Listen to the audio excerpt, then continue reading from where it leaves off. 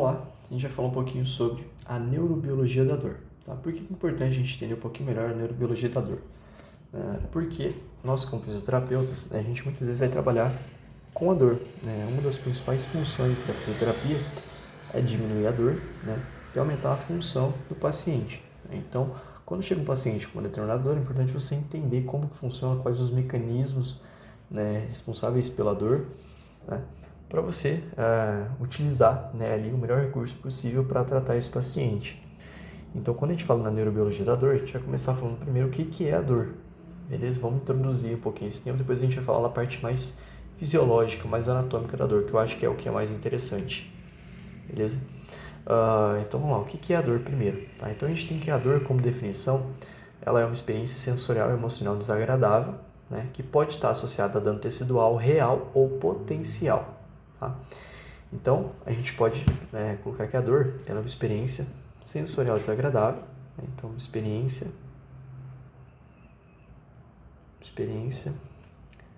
desagradável. Pode ser tanto sensorial, no caso ali uma experiência física, ou emocional, certo? E ela pode estar associada ou não a uma lesão. Então você tem dores que são ocasionadas por lesões. Então, por exemplo, quando você torce o pé, você torceu o pé, aquilo é uma lesão, é algo físico que aconteceu, e vai te gerar uma dor, certo? E você pode ter, por exemplo, a dor de um término de relacionamento. Então você terminou lá com seu namorado, com sua namorada, e aí você está sentindo aquela dor no peito, a dor no coração partido e tal. É uma dor provavelmente relacionada mais com fatores emocionais, beleza? Então a gente tem que a dor, ela é uma experiência desagradável, sensorial ou emocional, que pode estar relacionada ou não com lesões reais, ou potenciais, beleza? Para ficar fácil de entender. E dentro disso a gente tem algumas classificações da dor. Então aqui a gente tem quais os tipos de dor, tá? E aí a gente tem 3 tipos aqui, sensoriais discriminativas, que seriam dores, eu posso dizer que dores físicas, tá? Então o que é uma dor sensorial discriminativa? É aquela dor física, Então, por exemplo, bater o pé aqui na mesa, Essa dor de você bater o pé aqui na mesa, você sabe onde está doendo. Então ela é uma dor que ela tem um local específico, no caso, sei lá, o seu dedo. Ela tem uma intensidade, então, tá doendo muito, tá doendo pouco. Tem uma duração, então ela vai persistir por um determinado período de tempo.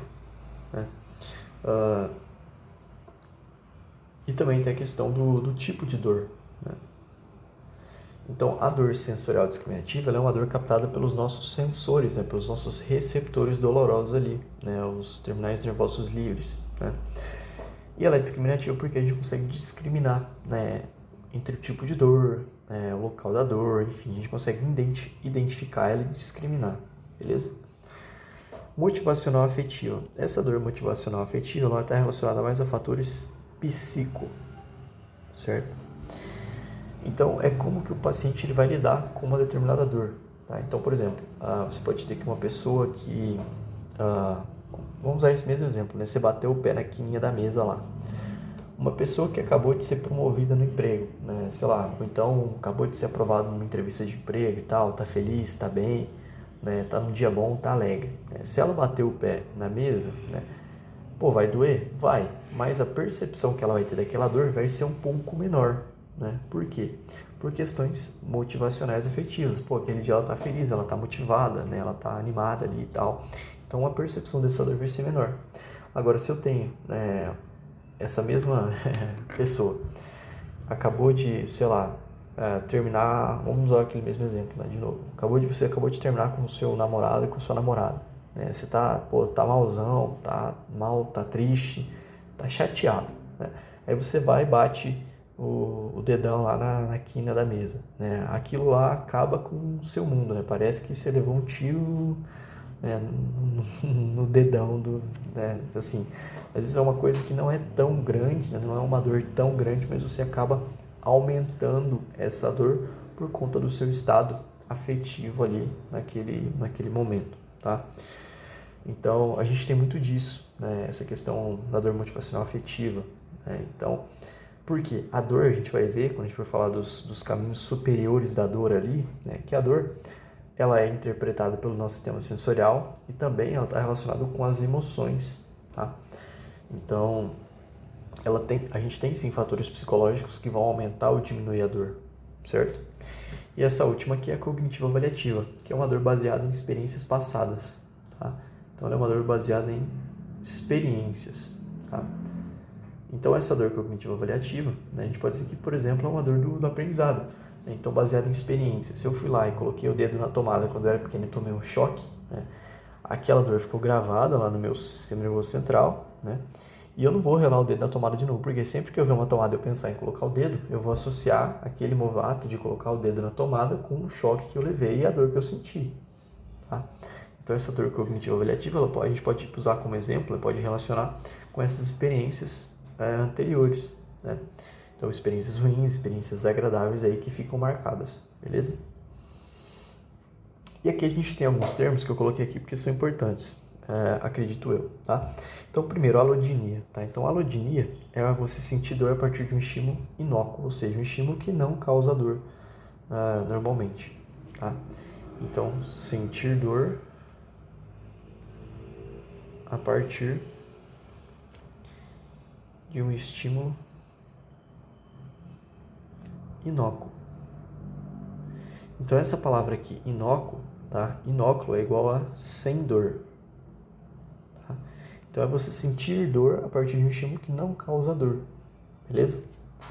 Hiperalgesia. Hiperalgesia nada mais é do que um aumento da percepção de dor, que acontece, por exemplo, em lesões. Né? Então, você tem um aumento, vou fazer uma setinha aqui, aumento a resposta à dor, tá? E a dor referida, a gente encontra muito, por exemplo, relacionado às dores viscerais, né?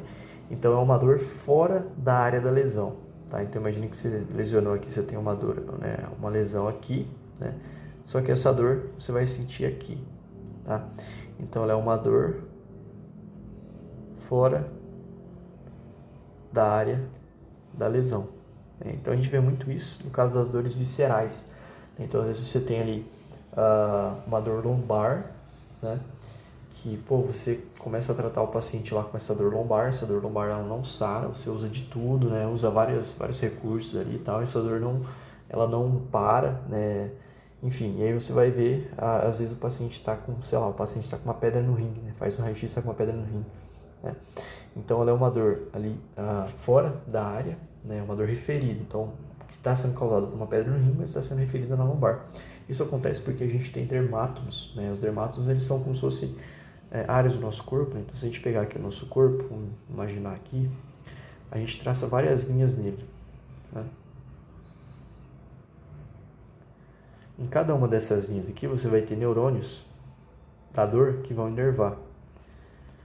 Então, você tem que, às vezes, um estímulo numa mesma região, né, seja visceral, um estímulo visceral, às vezes ele é captado por esse neurônio aqui, e na hora de mandar essa mensagem lá para o sistema nervoso central, tem uma confusão nesse envio de mensagem e ele interpreta a dor, ele refere a dor em outro local, tá? Então, te explicando assim de maneira bem grotesca, né, só para tentar explicar como que é essa dor, que causa essa dor referida, mas a gente vai ver melhor quando a gente for falando dos mecanismos aí, dos caminhos da dor, beleza? E aí, seguindo, agora a gente vai começar a gente vai começar a parte da neuroanatomia básica dos caminhos de transmissão da dor. Então, eu vou fazer uma imagem aqui e eu já volto com o vídeo.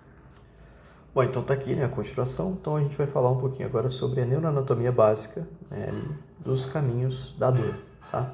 Então, aqui eu fiz uma ilustraçãozinha aqui, desenho do nosso sistema nervoso, tá? Então, isso aqui representa o nosso sistema nervoso central, nosso encéfalo, beleza? Aqui eu tenho o encéfalo e aqui eu tenho a minha medula, beleza? No meu encéfalo aqui em azul, eu tenho o meu córtex somatosensorial, beleza? Esse aqui é o córtex somatosensorial. E aqui em vermelho eu tenho o tálamo, tá? Esse T aqui é de tálamo, beleza? E aqui na minha medula eu vou ter né, os gânglios das raízes dorsais. Então, isso aqui é um gânglio, tá? Da raiz dorsal. Aqui eu vou ter a medula, né? Na minha medula eu vou ter os cornos anteriores, laterais e posteriores, né? Então, aqui no corno posterior, eu vou fazer desse lado aqui. Então, tem corno posterior, lateral e anterior, corno anterior, lateral, posterior, né? Então, eu vou ter neurônios no corno anterior motores, no corno posterior sensoriais e laterais aqui neurônios principalmente autônomos, tá? Mas basicamente, o que a gente precisa entender aqui, né? Quando a gente fala da dor. Então aqui eu vou ter um neurônio de primeira ordem, tá?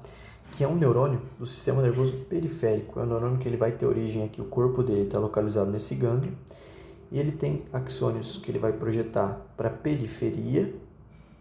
Então ele vai projetar um axônio para a periferia, tá? Então imagina que aqui é, sei lá, né? Imagina que aqui, quando eu falo em periferia, eu estou falando do seu, sei lá, da sua mão, tá? Na sua pele ali e tal. Então você vai ter essas fibras axonais ali, né, na sua pele. E aí você tem esse neurônio de primeira ordem, ele vai projetar axônios lá para o corpo posterior da medula, onde ele vai fazer sinapse com um neurônio de segunda ordem, que eu vou fazer só aqui uma bolinha e depois a gente vai falar mais dele, com esse neurônio aqui de segunda ordem, tá? Então, primeiro que a gente tem aqui, tá? Vamos falar primeiro sobre esse neurônio aqui, que é o neurônio de primeira ordem, tá? Ou neurônio, né, sensorial ali, tá? Esses neurônios de primeira ordem, eles são os chamados receptores, né? Ou, no caso da dor, nociceptores. Então, basicamente, esses neurônios aqui eles vão se projetar até a periferia, né, que é a pele, por exemplo, tá? Estou dando um exemplo aqui, tá? Mas não só a pele, porque a gente tem que lembrar que a gente também vai ter essas aferências aqui nas nossas vísceras, nos nossos músculos, né? Então a gente tem receptores em vários órgãos, né, várias partes do nosso corpo. Mas vamos usar o exemplo da pele que fica mais fácil da gente entender, tá? Então esses neurônios eles vão projetar os seus axônios para as nossas periferias, lá para a região da periferia, na pele, tá? Aí imagine que, por exemplo, você tem um beliscão na sua pele, né? Ou então você tá lá, né? A gente tá falando a mão, você foi lá e colocou a mão no fogo. Então você tem aqui fogo, beleza? Relou no fogo. Esse fogo, né, ele tá numa temperatura alta. Então você vai ter o quê? Um estímulo nocivo, certo? Então esse fogo aqui, ele vai funcionar como um estímulo nocivo. O que é um estímulo nocivo? É um estímulo que é doloroso, tá? Esse estímulo nocivo ele vai ser captado por esses nociceptores.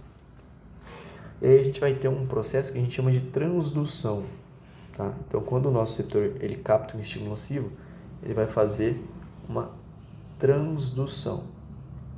O que seria transdução? Transdução lembra um pouquinho de tradução, né? Mas é um pouquinho diferente. Por quê? Ele vai pegar esse estímulo nocivo aqui, tá? Então, imagine que ele pega esse estímulo nocivo e ele vai transformar em um impulso elétrico, certo? Por que um impulso elétrico? Porque o nosso corpo ele não entende, por exemplo, calor, né? Ele sabe reconhecer que tá calor por conta de impulsos elétricos que chegam ao sistema nervoso central.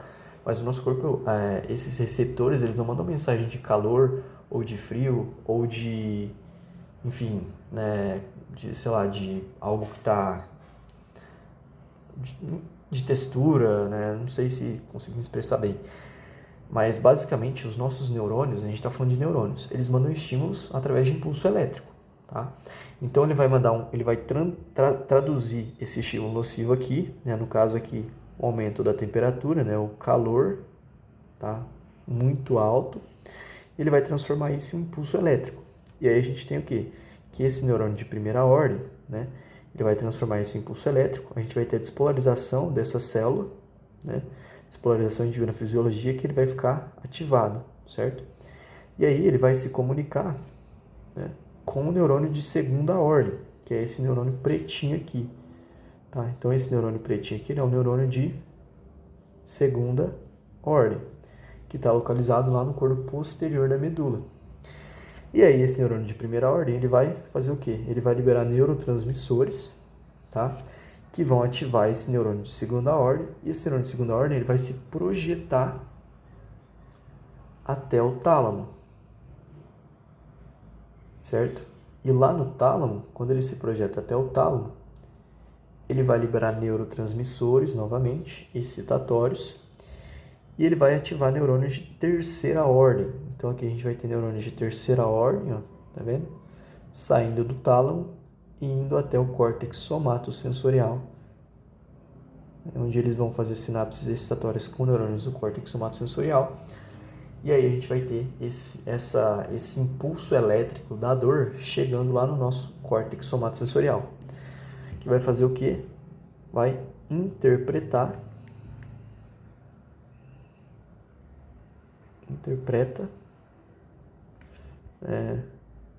os estímulos sensoriais. E aí você tem o quê? Sensação de dor, beleza? Então, basicamente, isso aqui é o básico, né? Que a gente tem ali da circulação da dor até a gente sentir a dor. Então, você tem um estímulo nocivo ativando receptores de primeira ordem, né? Ou seja, nociceptores, tá? Esses nociceptores, eles vão fazer a transdução desse estímulo e vão transformar em um impulso elétrico que eles vão mandar lá para os neurônios de segunda ordem, despolarizando esses neurônios de segunda ordem, que vão atuar se comunicando com neurônios do tálamo, que vão se projetar até o córtex somatosensorial. Esses neurônios do tálamo aqui, eu esqueci de colocar aqui, são neurônios de terceira ordem, beleza? Basicamente, por que a gente tem o tálamo aqui? Tá? Vamos só explicar um pouquinho a função do tálamo. O tálamo, ele é o centro integrador de todas as informações aferentes do nosso sistema nervoso, tá? Ou seja, toda a informação passa pelo tálamo. Eu vou colocar isso aqui. Toda informação sensorial passa por ele. Beleza? Toda informação sensorial, inclusive as informações sensoriais relacionadas à dor. As informações nociceptivas, que são captadas pelos nociceptores. Beleza? Então, essa é a primeira parte, basicamente. Então, vamos lá de novo. A gente tem aqui um estímulo nocivo. A gente tem a transdução desse estímulo pelo nociceptor, certo? O nociceptor, ele vai levar esse estímulo até a medula. Da medula, esse estímulo ele vai ser enviado até o tálamo. Do tálamo, ele vai ser enviado até o córtex. E aí a gente tem a dor. Beleza? De maneira resumida. Bom, seguindo, agora a gente vai falar sobre os neurônios de primeira ordem mais especificamente, tá? Então, primeiro a gente vai falar só desse neurôniozão aqui em azul, tá? De primeira ordem. Depois a gente vai falar sobre a sinapse que acontece aqui entre o neurônio de primeira ordem e de segunda ordem, tá? Mas primeiro a gente vai focar um pouquinho nas fibras sensoriais, tá? Então vamos falar um pouquinho sobre as fibras sensoriais. Quando eu falo fibras sensoriais e nociceptivas, certo? Então aqui, eu acredito que dê para perceber. Eu fiz aqui vários neurônios, tá? Então esses aqui são neurônios. Então a gente tem aqui um neurônio, aqui a gente tem outro, 1, 2, 3, 4. Beleza? Esses aqui são neurônios. Vocês podem ver que eles têm tamanhos diferentes, tá? Então eu vou nomear aqui em relação ao neurônio 1, neurônio 2, neurônio 3, neurônio 4, tá? Então essas fibras aqui, esses neurônios, eles têm nomes diferentes. Esse neurônio grandão aqui, eu vou tirar esse número aqui para não confundir. Mas esse neurônio grandão aqui, tá? Esse primeiro, ele é um neurônio do tipo alfa, tá? E esse neurônio do tipo alfa, tá? Ele é um neurônio que a gente chama de neurônio proprioceptor. Ou seja, esses neurônios aqui, esses proprioceptores, é um proprioceptor. Ele é encontrado principalmente na nossa musculatura esquelética. Então, lá no nosso fuso muscular, a gente tem esses proprioceptores, né? Tem vários tipos de proprioceptores. A gente tem do tipo 1, do tipo 2, né, enfim. Mas basicamente eles captam estímulos relacionados à posição do nosso músculo, né, se ele está contraído, se ele está relaxado, o grau de contração, enfim, estímulos relacionados a isso, tá? E esses nossos receptores, próprios receptores, como vocês podem ver aqui, eles são maiores, tá? Então eles têm um maior diâmetro e eles têm mielinização, eles são mielinizados, então eles têm a bainha de mielina. Isso aqui é a bainha de mielina, tá? Esses negocinhos preto, essas bolinhas pretas aí. E eles transmitem impulsos numa velocidade de 80 a 120 metros por segundo. Tá? Então imagina que esse neurotransmissor ele transmite impulso de uma forma muito rápida. E a gente também vai ter outros tipos de receptores sensoriais, né? Como os receptores do tipo alfa-beta, tá? Que é esse segundo aqui, está logo abaixo. Eles têm um diâmetro um pouco menor, né, do que os receptores do tipo alfa, tá? E eles são chamados, né, de receptores sensoriais, né, mecanorreceptores. Então, basicamente, esses são os receptores que a gente tem na nossa pele, tá? Então, eles são encontrados principalmente na nossa derme. Eles são um pouco menores em diâmetro e eles conseguem transmitir os impulsos nervosos uma velocidade de 35 a 75 metros por segundo. Por que isso difere tanto? Porque dentro desses mecanorreceptores a gente tem vários tipos, tá? Então você tem, por exemplo, os corpúsculos de Pacini, os corpúsculos de Ruffini, as células de Messer, as células de Merkel. Então você tem vários tipos, tá, de mecanorreceptores, a gente não vai entrar neles, mas só para a gente saber. E eu vou dar uma distanciada aqui, esses últimos dois aqui são os que a gente precisa conhecer, que são os mais importantes, tá? Que são os nociceptores. Os nociceptores, eles são chamados, né, eles são classificados em dois tipos. A gente tem os nociceptores do tipo alfa-gama, tá? Que são fibras finas, né? Tem um diâmetro pequeno, mas possuem bainha de mielina. Tá? Então essas fibras alfa-gama elas são mielinizadas. Porém, como elas têm um diâmetro muito pequeno, elas vão transmitir informações relacionadas à dor e à temperatura, né? De 5 a 30 metros por segundo. Beleza? E a gente tem essa última fibrinha aqui, que é a fibra do tipo C. Tá? Então essa aqui é a fibra do tipo C, que é menorzinha, tá? A menor fibra, ela tem o menor diâmetro, ela não tem bainha de mielina, por isso que ela está reta aqui, não tem bainha de mielina, e ela transmite informação sensorial a velocidade de 1 a 2 metros por segundo. Então, se a gente for pensar, ela é a mais lenta, tá? Eu vou passar aqui só para a gente comparar. Então, a gente tem as fibras do tipo alfa, que são maiores, né? Tem um diâmetro maior, tem bainha de mielina. Transmitem informação de 80 a 120 metros por segundo, né? São próprios receptores. A gente tem as fibras do tipo alfa-beta, né? Que são os mecanorreceptores, que transmitem informações de 35 a 75 metros por segundo, né? E a gente tem os nociceptores, né? As terminações nervosas livres, que são do tipo alfa-gama. A gente vai ter, e do tipo C. A alfa-gama transmite informação a 5 a 30 metros por segundo, e o tipo C a 1 a 2 metros por segundo, tá? Então, basicamente, o que a gente vai estudar, quando a gente fala desses neurônios de primeira ordem nociceptores, né, são esses dois aqui, as fibras do tipo alfa-gama e do tipo C, tá? São as mais importantes para a gente agora, beleza? E eu já posso adiantar que essas fibras alfa-gama e as fibras do tipo C, elas vão estar relacionadas, né, com a velocidade da dor, com o tipo de dor que a gente sente, né? Então, a gente tem, por exemplo, eu já vou adiantar aqui, a gente tem dois tipos de dor, certo? A gente tem uma dor rápida, né, que é aquela dor ali de intensidade alta que acontece no momento em que você, por exemplo, coloca ali a mão na panela. E a gente tem uma dor lenta, tá? Que é aquela dor que ela continua depois que você tira o dedo da panela. Então, basicamente, quando você coloca o dedo na panela, você vai ter ativação desses receptores do tipo alfa-gama, que são os receptores responsáveis pela nossa percepção da dor rápida. Por quê? Porque eles transmitem a informação a uma velocidade mais rápida, eles têm um pouco de bainha de mielina. E a gente tem as fibras do tipo C, né, esses nossos receptores do tipo C, que vão estar relacionados com a nossa percepção de dor lenta, certo? Ou seja, eles vão transmitir essas informações numa velocidade de 1 a 2 metros por segundo, tá bom? Então, uma vez que a gente já viu isso, né, esses são os tipos de fibras sensoriais e nociceptivas que a gente tem, né, a gente vai focar mais aqui nas nociceptivas, né, porque a gente está falando sobre a neurobiologia da dor, beleza? E agora, a gente vai dar um zoom numa outra parte, para a gente falar um pouquinho sobre a sinapse que vai ocorrer entre esses dois neurônios aqui. Então, a gente já viu sobre as fibras, né? A gente vai falar sobre essa sinapse aqui, beleza? Então, eu vou dar uma expandida, a gente vai falar sobre a sinapse entre os neurônios de primeira ordem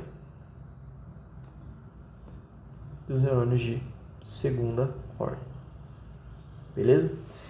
Então, a gente já viu como é que funciona, né? Você tem um estímulo de dor aqui, então aqui você tem um estímulo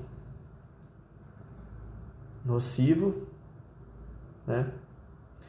Esse estímulo nocivo ele vai sofrer transdução, vai ser transformado em impulso elétrico e aí essa célula vai despolarizar. E aqui ela vai liberar o quê? A gente vai ter liberação do quê? A gente vai ter liberação de neurotransmissor. Então, eu vou fazer aqui, né, o neurônio de primeira ordem. Então, ó, esse aqui é o meu neurônio de segunda ordem, certo? E aqui eu tenho meu neurônio de primeira ordem. Então, esse neurônio de primeira ordem, ele vai ser, né, ele é despolarizado. O que ele vai fazer? A gente tem um impulso nervoso sendo conduzido aqui. E aí a gente vai ter a liberação de neurotransmissor na fenda sináptica. Tá? Então, esse espaço aqui é a chamada fenda sináptica, que a gente já viu lá na fisiologia. Tá? Então, aqui nessa fenda sináptica, a gente vai ter a liberação de neurotransmissor. Então, aqui dentro a gente tem várias vesículas, né, contendo neurotransmissores. Tá? Os principais neurotransmissores envolvidos com a dor, tá, são, eu vou colocar aqui do lado, a substância P. Tá? Então, a gente tem a substância P, deixa eu puxar esse neurônio de segunda ordem mais, senão vai ficar pequeno. Então, a gente tem a substância P, a gente tem glutamato,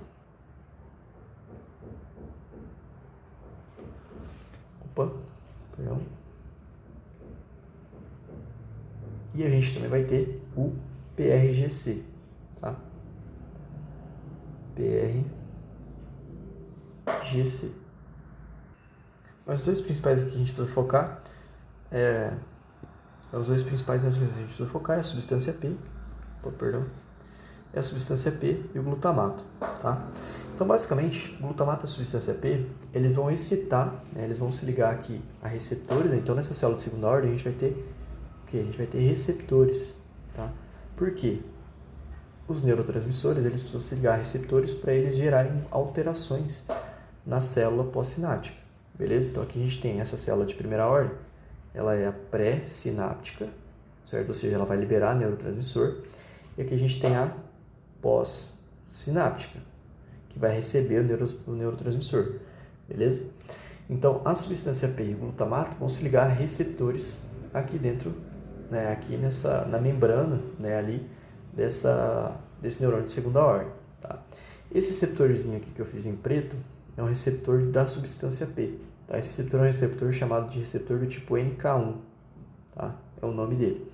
Esse receptor de NK1, né, de neurocinina do tipo 1, o que significa NK1? Neurocinina do tipo 1, beleza? Basicamente, esse receptor aqui, ele bloqueia, né, ele aumenta, né, a receptividade do neurônio pós-sináptico. Como assim? Quando esse receptor NK1 ele é ativado, ele é um receptor do tipo metabotrópico ligado à proteína GS, tá? Ou seja, ele vai levar à ativação de síntese proteica, tá? Então, ele vai levar a processos de transcrição aqui, ele vai ativar várias vias, então ele ativa vias de transcrição, tá? Que vão fazer com que a gente tenha a ativação, né, de mais proteínas canais, né, de proteínas canais de cálcio, proteínas canais de potássio, enfim, que vão permitir a entrada de íons, tá? Então a gente vai ter entrada de cálcio, entrada de sódio, tá? Enfim. E aí a gente vai ter a despolarização dessa célula pós-sináptica, beleza? O glutamato, tá? Então isso aqui é a substância P. Então a substância P se liga ao receptor NK1, ativa vias dentro da célula que levam à despolarização do neurônio pós-sináptico. O glutamato, ele vai se ligar a esses receptores glutamatérgicos, tá? Que são 3 tipos, tá? Mas o principal deles a gente tem os AMPA, os NMDA e os receptores de tipo kainato. O principal deles é o NMDA, tá? Então esse receptor NMDA é um receptor metabotrópico, né? Perdão, um receptor ionotrópico, ou seja, é um receptor que quando ele é ativado ele vai permitir a passagem de íons, tá? É um receptor ionotrópico de sódio, principalmente. Então, quando o glutamato se liga a esse receptor NMDA, o receptor NMDA ele vai abrir e aí o sódio ele vai entrar dentro da célula, tá? Não só o sódio, mas também a gente tem entrada de cálcio. Então, a gente vai ter sódio e cálcio entrando dentro dessa célula pós-sináptica, levando à despolarização, tá? Então, é aquela coisa, aquela tabelinha que a gente viu de potencial de ação, né? O neurotransmissor se liga, né, lá, você tem aqui o neurotransmissor, ó, a célula, o neurotransmissor vai, se liga ao receptor, entra íons. O que acontece? Né, a célula estava aqui, menos 70, né, ela vai lá para mais 40, manda o potencial de ação, depois ela volta para o seu estado normal. Tá? Então, esse aqui é o potencial de ação. Potencial de ação, que é justamente o que acontece, né, quando a substância P e o glutamato se ligam a esses receptores. O PRGC, tá, ele vai se ligar basicamente a um receptor metabotrópico também, mas o efeito dele vai ser o mesmo. Tá? Então ele se liga a um receptor metabotrópico ligado à proteína GS e aumenta ali a despolarização da célula. Tá? Eu vou tirar ele aqui porque não vale a pena entrar. Mas basicamente esses dois aqui são os principais que a gente tem, substância P e glutamato. Tá? E o glutamato, se ligando a receptores ionotrópicos, a gente pode dizer que a despolarização dessa célula é muito mais rápida. Então ele vai estar relacionado principalmente com a dor rápida. Beleza? Uma dor rápida. Quanto à substância P, né, como ela ativa vias de transcrição, ou seja, ela vai ativar vias, né, de transcrição gênica, ou seja, de síntese de proteína, ativação de outras vias. Tá? Então isso demora um pouco mais para causar efeito, né, assim, em questão de alguns milissegundos a mais. Então ela vai estar relacionada ali com uma dor, né, que vai demorar um pouquinho mais, beleza? Então a gente pode relacionar a substância P com a dor lenta. Beleza? Então substância P, dor lenta, glutamato, dor rápida, tá bom? Basicamente, né, a gente tem que, quando você bloqueia os receptores NMDA, né, então a gente tem experimentos, tá? Vamos falar sobre esses receptores NMDA aqui. A gente tem experimentos, né, em que os cientistas utilizaram fármacos, né, antagonistas desses receptores NMDA, ou seja, fármacos que inibem os receptores NMDA em ratos, né? Eles foram lá e eles causaram dano. Então, imagine que você pegou um rato, né? Você fura a patinha do rato, né? E você dá um fármaco para ele que inibe os receptores NMDA. E o que aconteceu? Né? Eles perceberam que quando você inibe os receptores NMDA, a percepção de dor do ratinho, né? A dor que o ratinho sente, ela é menor, tá? Então a gente pode ter, por exemplo, fármacos que vão atuar nos receptores NMDA, inibindo os receptores NMDA, e aí a gente tem uma diminuição da dor. Tá? Esses receptores NK1, né, quando eles são inibidos, então quando você inibe, né, os receptores NK1, você também vai ter uma redução, né, à dor associada a lesões teciduais, né? Porque a substância P, ela é liberada, né? Vou fazer até dar uma grifada nela aqui. A substância P, ela é liberada principalmente em lesões, né? Então, ela é um marcador inflamatório. Quando você tem uma lesão tecidual, você tem liberação de substância P que ativa esses receptores NK1. Então, a inibição desses receptores NK1, ela reduz essa dor após, né, lesões teciduais e também a questão da sensibilização, ou seja, do aumento de sensibilidade da região, beleza? Então, basicamente, né, esse é o principal mecanismo pelo qual você tem essa sinapse entre os neurônios de primeira ordem e os de segunda ordem. Então, os neurônios de primeira ordem, eles vão liberar glutamato e a substância P, tá? Que vão estimular os neurônios de segunda ordem. Então, vão ter efeito excitatório sobre os neurônios de segunda ordem. E aí o que acontece? Acontece isso que a gente viu aqui. Então você vai ter uma estimulação desse neurônio de segunda ordem que vai mandar um estímulo lá para o tálamo, beleza? Vai mandar esse estímulo da dor. E aí o próximo, a continuação, acho que vou parar por aqui porque já deu uns 40 minutos quase, a gente vai falar sobre mecanismos de inibição da dor, ou seja, mecanismos que fazem com que a gente tenha uma menor percepção de dor, uma menor chegada de estímulos dolorosos até o tálamo, beleza? Mas por enquanto é isso.